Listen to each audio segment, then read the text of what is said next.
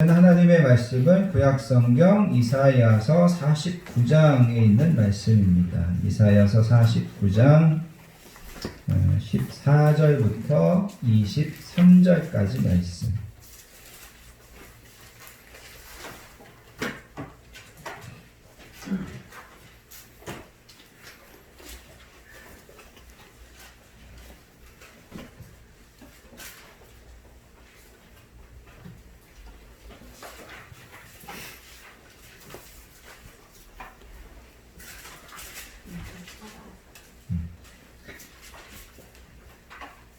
이사야서 49장 14절부터 23절까지 말씀. 하나님께서 우리에게 주신 이 복되신 말씀을 천천히 한 목소리로 받들어서 읽습니다. 오직 시온이 이르기를 여호와께서 나를 버리시며 주께서 나를 잊으셨다 하였거니와 여인이 어찌 그 젖먹는 자식을 잊겠으며 자기 태에서 난 아들을 긍휼히 여기지 않겠느냐. 그들은 혹시 잊을지라도 나는 너를 잊지 아니할 것이라. 내가 너를 내 손바닥에 새겼고 너의 성벽이 항상 내 앞에 있나니 내 자녀들은 빨리 걸으며 너를 헐며 너를 황폐하게 하던 자들은 너를 떠나가리라. 내 눈을 들어 사방을 보라. 그들이 다 모여 내게로 오느니라. 나 여호와가 이르노라. 내가 나의 삶으로 맹세하노니 내가 반드시 그 모든 무리를 장식처럼 몸에 치며 그것을 띠개를 신부처럼 할 것이라. 이는 내 황폐하고 적막한 곳들과 내 파멸을 당하였던 땅이 이제는 주민이 많아 좁게 될 것이며 너를 삼키던 자들이 멀리 떠날 것이니라. 자식을 잃었을 때 낳은 자녀가 후일에 내 귀에 말하기를 이곳이 내게 좁으니 넓혀서 내가 거주하게 하라 하리니 그때 내가 내 마음에 이르기를 누가 나를 위하여 이들을 낳았는고 나는 자녀를 잃고 외로워졌으며 사로잡혀 유리하였거늘 이들을 누가 양육하였는고 나는 홀로 남았거늘 이들은 어디서 생겼는고 아니라. 주 여호와가 이같이 이르노라. 내가 문 나라를 향하여 나의 손을 들고 민족들을 향하여 나의 기치를 세울 것이라. 그들이 내 아들들을 품에 안고 내 딸들을 어깨에 메고 올 것이며 왕들은 내 양부가 되며 왕비들은 내 유모가 될 것이며 그들이 얼굴을 땅에 대고 내게 절하고 내 발에 티끌을 핥을 것이니 내가 나를 여호와인 줄을 알리라. 나를 바라는 자는 수치를 당하지 아니하리라. 아멘.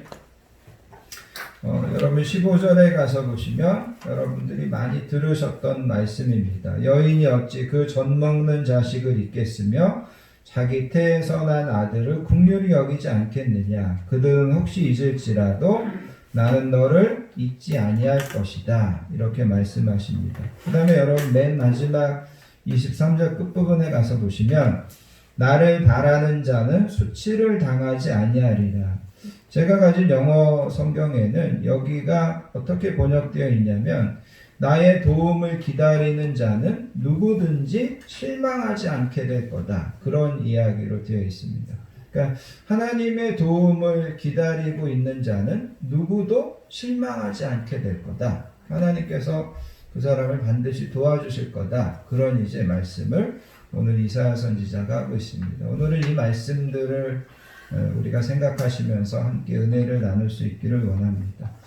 요한복음 1장 12절에 가서 보시면 영접하는 자 곧 그 이름을 믿는 자들에게는 하나님의 자녀가 되는 권세를 주신다. 그래서 나와 여러분들이 예수님을 구주로 믿고 영접하면 우리가 하나님의 자녀가 된다. 이렇게 성경은 이야기하고 있습니다. 나와 여러분이 하나님의 자녀가 된다는 말은 다른 말로 이야기하면 하나님께서는 나와 여러분들의 부모가 되어 주신다라는 거죠. 그래서 우리가 예수님을 구주로 믿고 마음으로 영접하면 하나님께서 나와 여러분들의 영적인 부모가 되어 주신다. 성경은 이렇게 이야기합니다. 여러분 행여라도 지금까지 살아오면서 우리가 부처님을 잘 믿으면 부처님이 그 사람의 부모가 되고 너희는 부처님의 자녀가 될 거다. 이런 이야기를 들어보신 적이 있나요? 아니면 너네가 소크라테스나 아니면 공자를 잘 섬기고 잘 배우면 소크라테스나 공자가 그 사람의 부모가 되어주고 그 사람은 소크라테스나 공자의 자녀가 될 것이다. 이런 이야기를 들어보신 적이 있어요? 없어요? 네, 없어요. 그렇게 가르치지 않는다라는 거죠.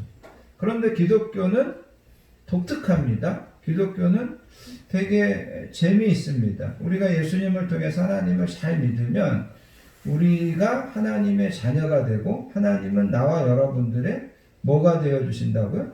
부모가 되어주신다. 기독교는 그것을 가르치고 있다라는 거죠. 그리고 이거는 요한복음에만 나오는 말이 아니라 갈라디아에서도 보면 이런 이야기가 있습니다.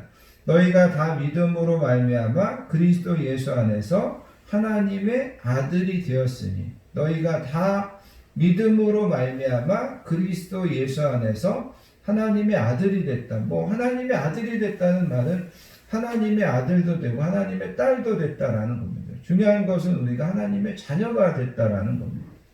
그리고 로마서 18장 14절 이하에 가서 보시면 무릇 하나님의 영으로 인도함을 받는 사람은 곧 하나님의 아들이라. 너희는 다시 무서워하는 종의 영을 받지 아니하고 양자의 영을 받았으므로 우리가 아빠 아버지라고 부르느니라. 그래서 나와 여러분들이 성령님을 통하여서 하나님의 양자의 영을 받았다. 그리고 우리가 그 성령님을 통하여서 우리 하나님을 아버지 하나님이라고 부를 수 있는 그런 자녀들이 됐다. 성경은 이렇게 이야기하고 있다는 겁니다. 그래서 여러분, 성경은 여러 곳에서 하나님께서 나와 여러분들의 부모가 되어 주신다. 이것을 이제 가르쳐 주고 있습니다. 그 대표적인 것이 마태복음 7장에 가서 보시면 예수님께서 그렇게 말씀하셨습니다. 너희 중에 누가 아들이 떡을 달라고 하는데 돌을 주고 생선을 달라고 하는데 뱀을 줄 사람이 있냐? 너희가 악한 자라도 좋은 것으로 자식에게 줄 알거든. 하물며 하늘에 계신 너희 아버지께서 구하는 자에게 좋은 것 주시지 않겠느냐. 그래서 여러분, 이 땅에 있는 부모가 자식에게 좋은 것 주려고 하는 것처럼 하늘에 있는 너희 아버지가 구하면 너희에게 좋은 것 주시지 않겠느냐. 그러면서 여기에서도 하나님께서 우리 아버지 되시는 것을 성경은 일관되게 반복적으로 가르치고 있다는 겁니다. 자, 여러분, 아버지와 아들이 된다, 아버지와 딸이 된다, 아니면 하나님께서 어머니가 되셔서 어머니와 아들이 되고 어머니와 딸이 된다.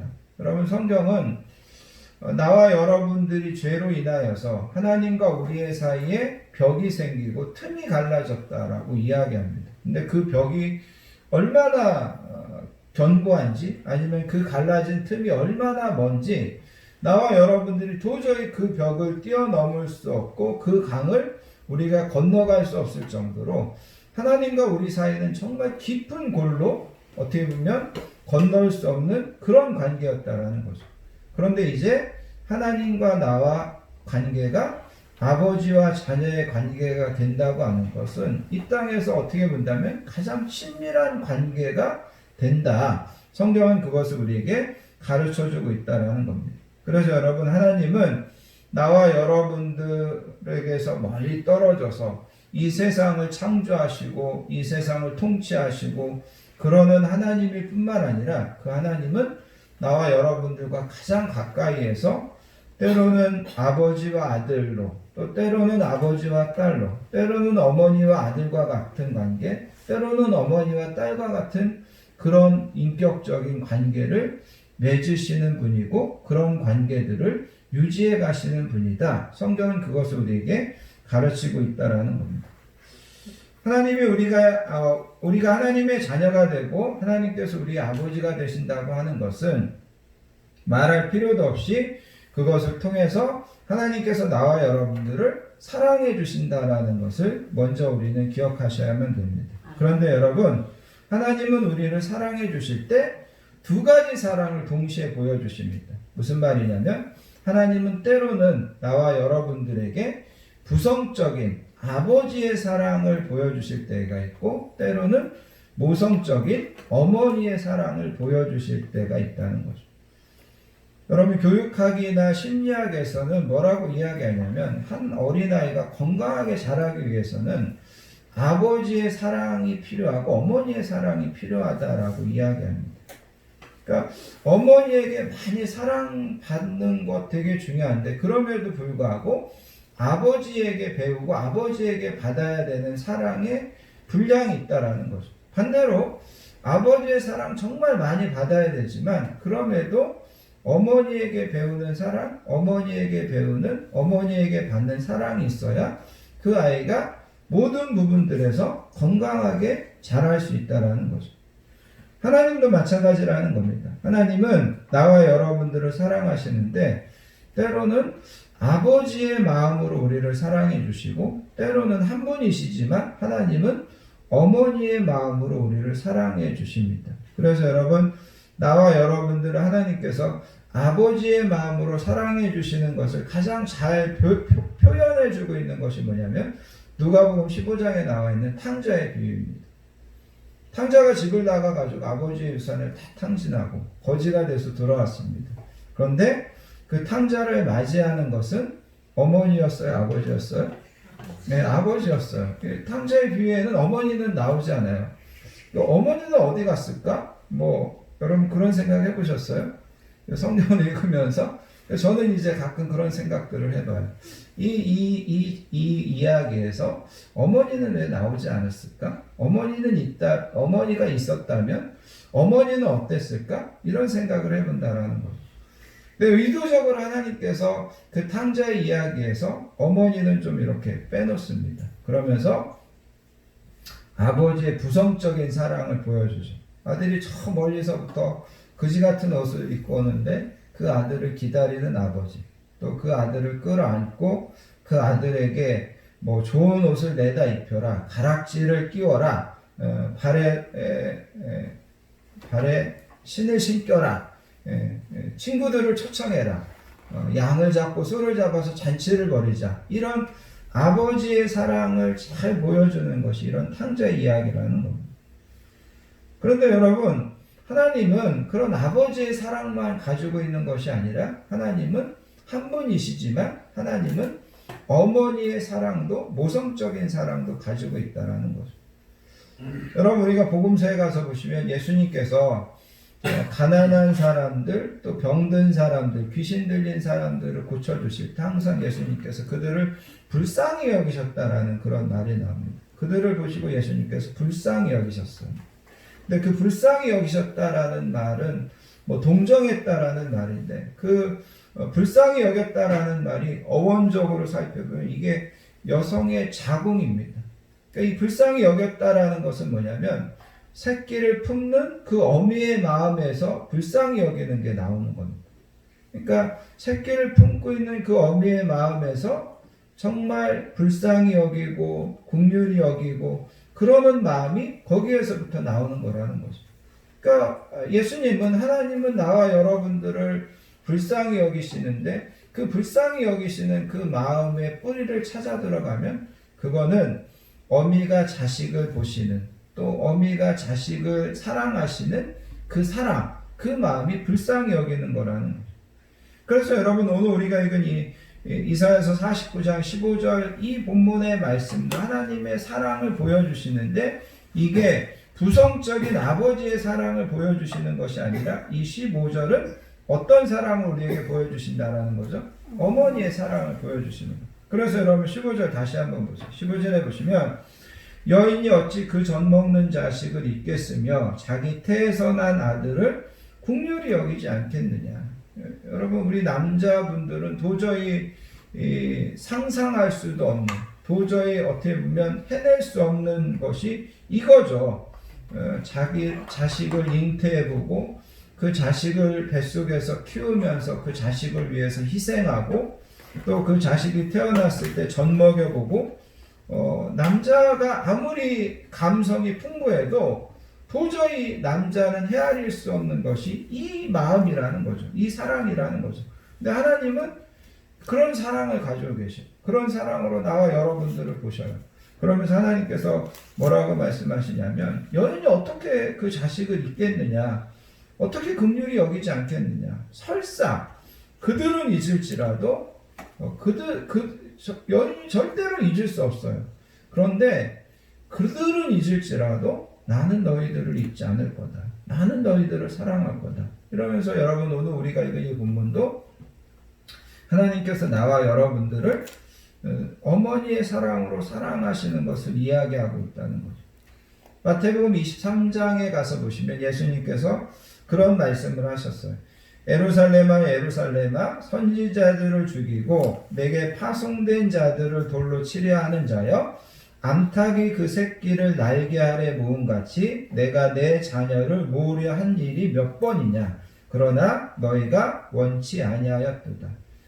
암탉이 그 새끼를 날개 아래 모음같이, 이것도 부성적인 사랑을 표현하는 거예요? 모성적인 사랑을 표현하는 거예요? 네, 그죠? 어머니의 사랑을 표현하는 거예요. 그 어미닭이 그 새끼를 독수리가 뜨거나 솔개가 뜨거나 어떤 위험한 고양이가 오거나 그러면 그 날개를 펴가지고 그 병아리들을 그 품에 안는 그런 하나님의 사랑, 그런 하나님의 마음을 표현한 것이 바로 제가 좀 전에 읽어드린 마태복음 23장의 말씀이라는 겁니다. 자, 이제 오늘 우리가 읽은 이 본문으로 돌아가셔서 이사야서 49장은 이스라엘 백성들에게 큰 환란이 있었습니다.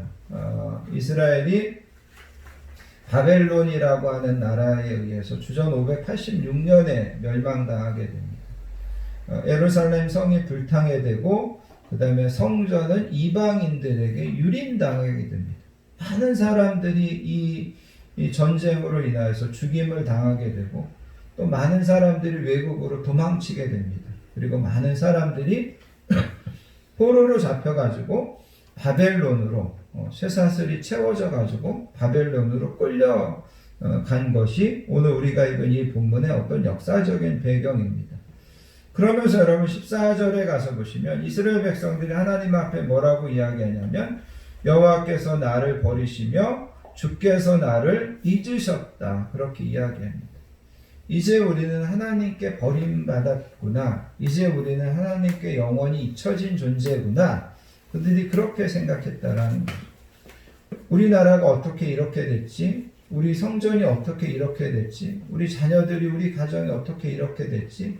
우리는 이제 진짜 하나님께 버림받았구나, 우리는 이제 진짜 하나님께 잊혀졌구나, 그렇게 이야기하더라는 거죠. 그런데 좀 전에 이야기한 것처럼 하나님께서 이스라엘 백성들에게 말씀하셔요. 얘들아, 여인이 어떻게 그 젖 먹는 자식을 잊겠으며 자기 태에서 난 아들을, 자식들을 긍휼히 여기지 않겠냐. 설사 여인들이 그 자식을 잊는다 하더라도 나는 너희들을 절대 잊지 않을 거다. 나는 저희들을 절대 긍휼히 여길 거다. 그렇게 하면서 하나님께서 말씀하신다라는 거죠. 그러면서 여러분 16절 가서 보시기 바랍니다. 16절에 보면 이렇게 이야기합니다. 내가 너를 내 손바닥에 새겼다, 그렇게 이야기합니다. 내가 너를 내 손바닥에 새겼다. 옛날에 제가 초등학교 다닐 때 우리 선생님이 어떤 숙제를 내줄 때 얘들아, 내일 이거 준비물, 이거 숙제 잊지 않으려면 손등에다 이걸 써라, 그렇게 이야기해요. 그러니까 손바닥에다 쓰면 땀나면 이거 금방 지워진다? 그러니까 손등에 써라. 손등에 쓰고 오늘 저녁에 가서 세수할 때, 아니면 내일 아침에 일어나서 세수할 때 이 손을 보게 되면 생각날 거다, 그렇게 이야기하더라고요. 근데 여러분, 오늘 우리가 읽은 이 본문은 하나님께서 나와 여러분들을 손등에다 새겼다라고 하지 않고 여기에 보면 어디에 새겼다라고 이야기하죠? 손바닥에 새겼다.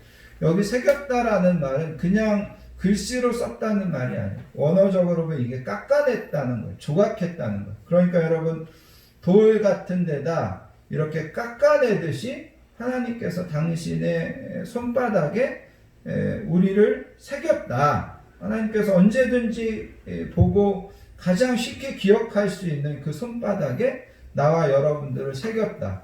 이게 세수하고 씻는다고 지워지는 그런 글씨로 쓴 것이 아니라 어떻게 보면 망치로 아니면 정으로 어떤 칼로 우리를 하나님의 손바닥에 새겼다. 그런데 내가 너희를 어떻게 잊겠느냐? 하나님께서 그렇게 말씀하시더라는 거죠.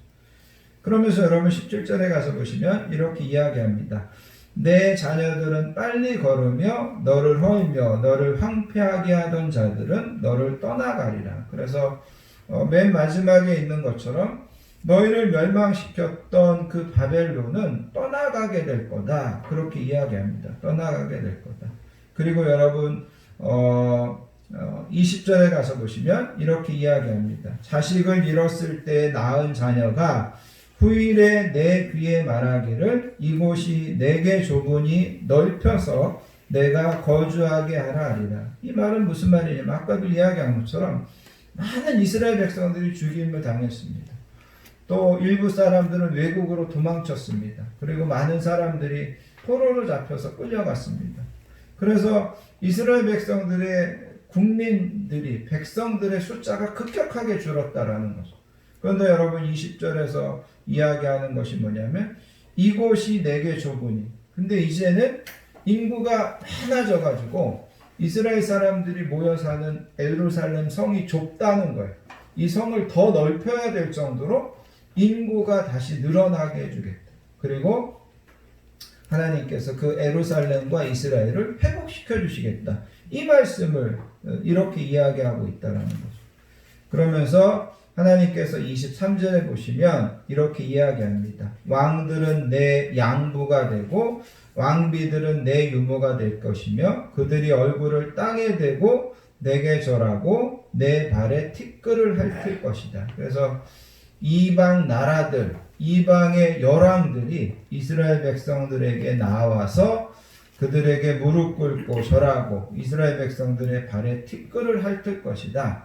하나님께서 반드시 이를 이루실 거다. 그렇게 하나님께서 말씀하시면서 나를 바라는 자는 수치를 당하지 아니할 거다. 아까 제가 말씀드린 것처럼 나의 도움을 기다리는 자는 누구도 실망하지 않을 거다. 하나님께서 그렇게 말씀하시더라는 거죠.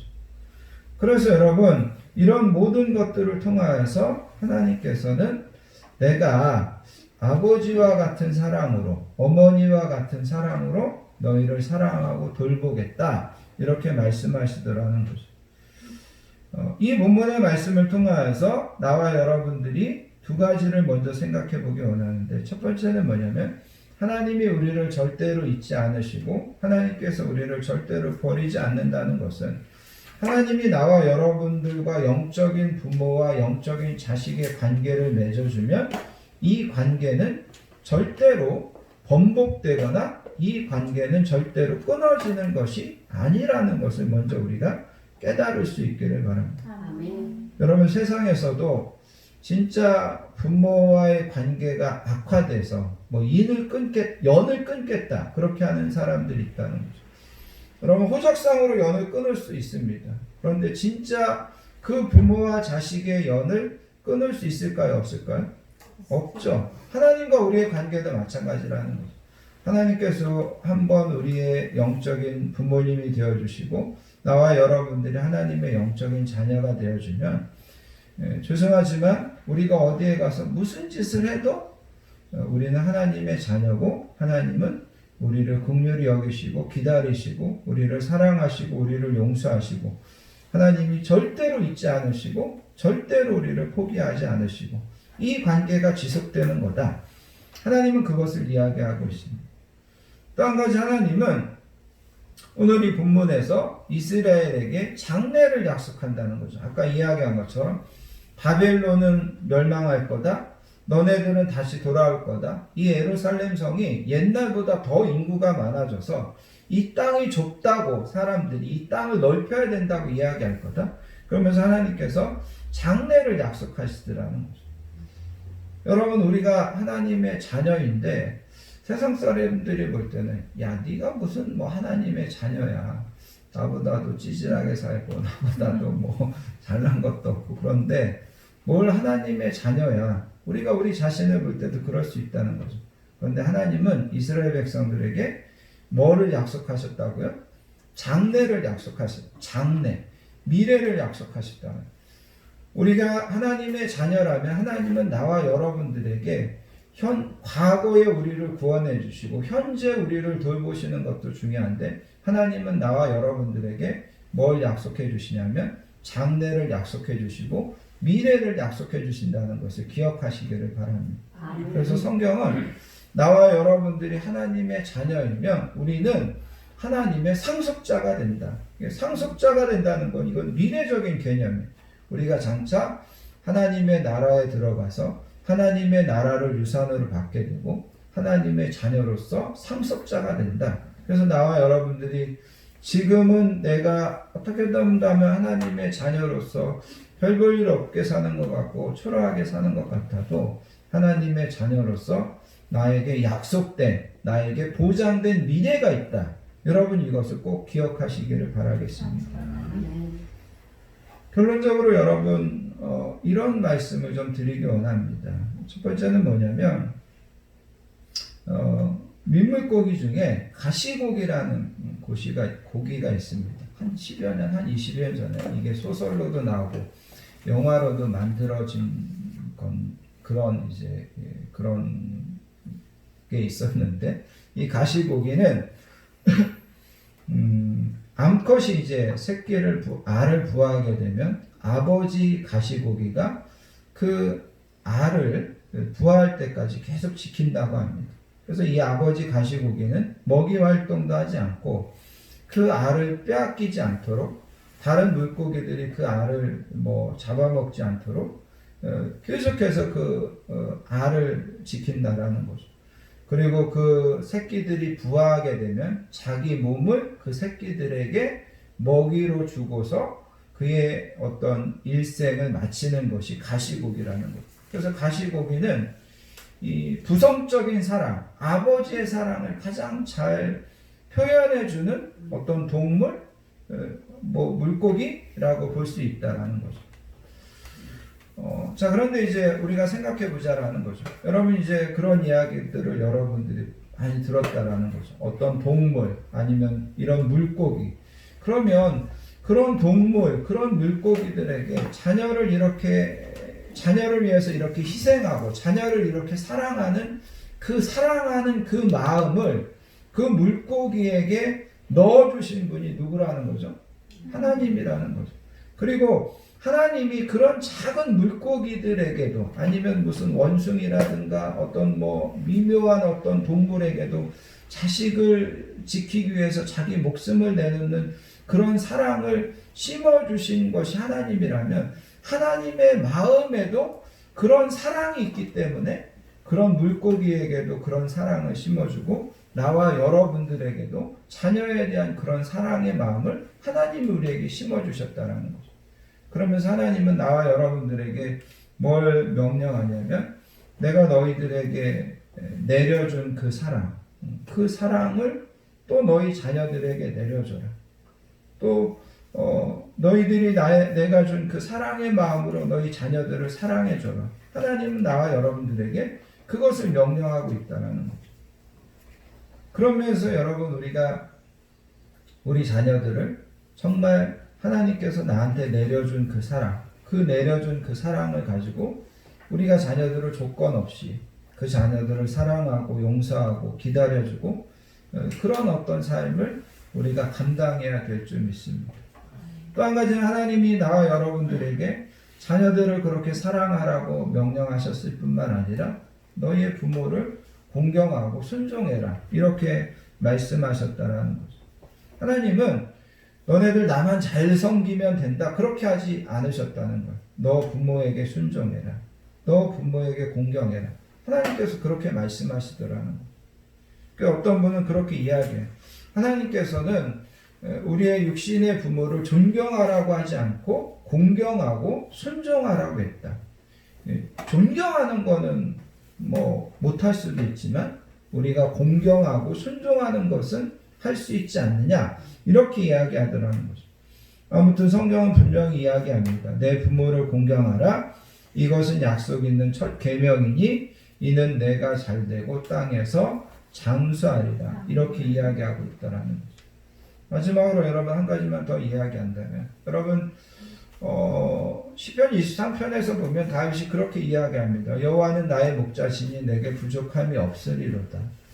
그러니까 다윗이 고백하죠. 하나님이 내 목자가 되어주시고 내가 양처럼 내 삶을 하나님께 의지했더니 야, 나는 진짜 부족한 것이 없더라. 부족한 것이 없다라는 것은 나는 더 바랄 게 없더라. 그런 뜻이에요.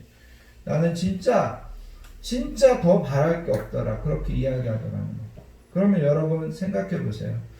목자와 양의 관계에서 다윗은 하나님이 내 목자가 되어주시니까 나 진짜 더 바랄 게 없더라. 그렇게 이야기하더라는 거예요. 그러면 여러분, 목자와 양의 관계에서 하나님이 내 목자가 되어주시는 것과 아들과 자식의 관계에서 하나님이 내 아버지가 되어주시고 내가 그 아버지의 사랑받는 자식이 되는 관계를 생각한다면 목자와 양의 관계가 더 가까울까요? 아니면 자식과 부모의 관계가 더 가까울까요? 그죠? 자식과 부모의 관계가 더 가깝다는. 그럼 목자의 관계에서도 하나님이 내 목자가 되어주셔서도 내 인생에 부족한 것이 없다라고 이야기한다면 그 하나님이 내 아버지가 되어주신다. 그 하나님이 내 어머니가 되어주신다. 그래서 나를 사랑해 주시고 나에게 좋은 것 주시려고 하고 나에게 선한 길로 인도해 주시려고 하고 그거를 내가 확신한다. 내가 그런 삶을 지금 살고 있다. 그렇다면 나와 여러분들의 고백 가운데 나와 여러분들의 어떤 삶 가운데 다윗과 같이 내가 부족한 것이 없습니다. 하나님이 내 아버지 되어주시고 하나님이 내 어머니 되어주시니까 정말 나 더 바랄 거 없습니다. 라는 그런 고백, 그런 믿음, 그런 신앙으로 하나님 앞에서 살아갈 수 있는 저와 여러분들 되시기를 예수님의 이름으로 축복합니다. 아멘. 기도하겠습니다. 하나님 아버지 감사합니다. 저희들을 때로는 아버지와 같은 마음으로 사랑해 주시고 때로는 어머니와 같은 마음으로 저희들을 사랑해 주시는 것을 오늘 말씀을 통하여서 배웠습니다. 그 하나님은 절대로 우리를 잊지 않으시고 놓치지 않으시고 절대로 우리를 불쌍히 보시고 긍휼히 보시지 않을 때가 없다는 것을 우리가 다시 한번 깨닫습니다. 또 다윗이 고백한 것처럼 그 하나님이 나의 아버지가 되시고 나의 영적인 어머니가 되어주시니 우리가 정말 내가 부족한 것이 없습니다라고 고백하는 그런 아름다운 신앙으로 그런 복된 고백으로 날마다 살아가는 우리 모든 성도님들 되도록 이끌어 주시기 원합니다. 우리 육신의 부모님들을 축복합니다. 항상 건강하게 지켜주시고 또 우리 자녀들을 위하여서 기도할 때마다 하나님 응답해 주시고 이 땅에 계시는 동안 늘 승리하고 복되게 살다가 하나님 앞에 다 인도함 받을 수 있는 우리 귀한 부모님들 되도록 하나님께서 축복해 주시기 원합니다. 감사드리며 사랑 많으신 예수님의 이름으로 간절히 기도하옵나이다. 아멘. 찬송가 579장 어머니의 넓은 사랑 함께 찬양하도록 하겠습니다.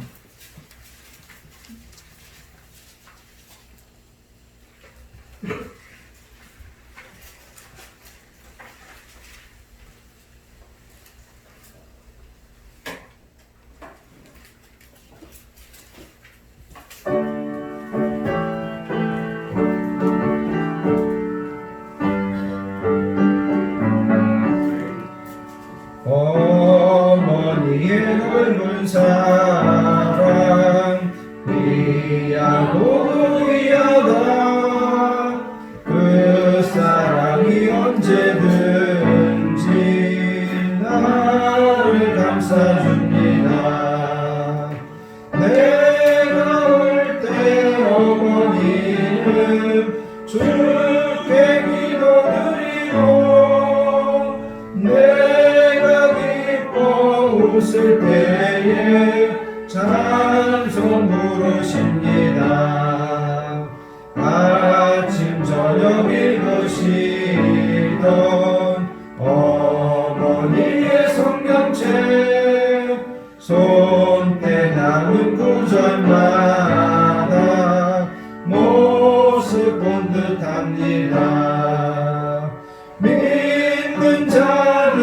누구든지 영생함을 얻으리. 들려주신 귀한 말씀 이제 힘이 됩니다. 홀로 누워 괴로울 때 헤매다가 지칠 때 부르시던 찬송소리 귀에 살아옵니다. 반석에서 샘물 나고 황무지가 꽃피니 예수님과 동행하며 두려울 것 없어라. 온유하고 겸손하며 올바른 어부세게 어머니의 뜻받들어 보람있게 살리라. 풍파많은 세상에서 선한 삶 싸우다 생명신의 흐름으로 길이 함께 살리라. 아멘. 교회와 성도의 소식을 함께 나누도록 하겠습니다. 한 주도 건강하게 지켜주시고 평안함으로 인도해 주신 하나님의 사랑과 은혜에 감사드리며 오늘도 복되고 귀한 예배에 나오신 모든 분들을 예수님의 사랑으로 환영하고 축복합니다. 옆에 계신 분들하고 인사하겠습니다. 사랑합니다. 축복합니다. 오늘이 어버이 주일입니다.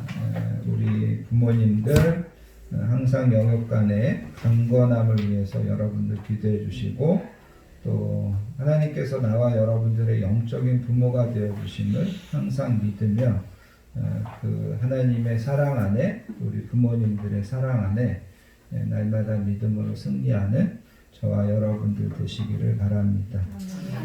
어버이 주일을 맞이해서 교회에서 작은 선물을 준비했습니다. 어버이들에게 우리 교회의 정성을 담아서 전하는 거니까 여러분들이 그렇게 이해해 주시면 감사하겠습니다. 그 다음 주일 기도 맡으신 분들 잘 준비해 주시면 감사하겠습니다. 다 자리에서 일어나셔서요. 주보에 있는 주만 바라볼지라 찬양하시고 드려진 예물을 위하여 축복 기도한 후에 축도로서 모든 예배를 마치도록 하겠습니다.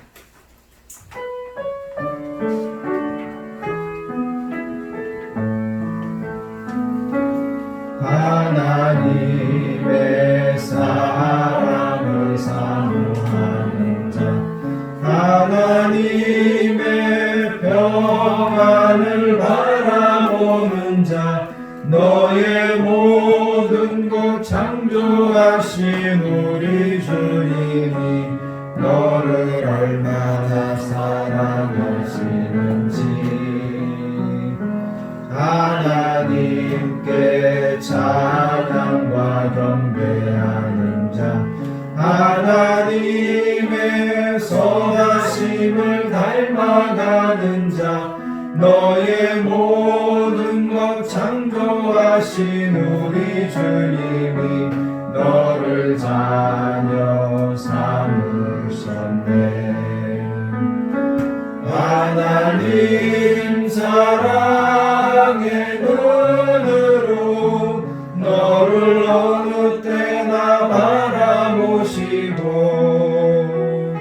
하나님인 자 비로소 언제나 너에게 기울이시니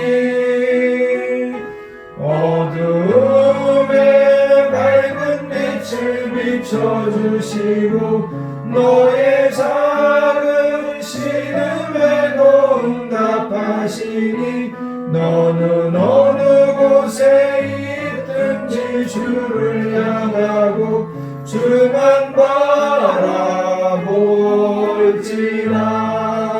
주만 바라볼지라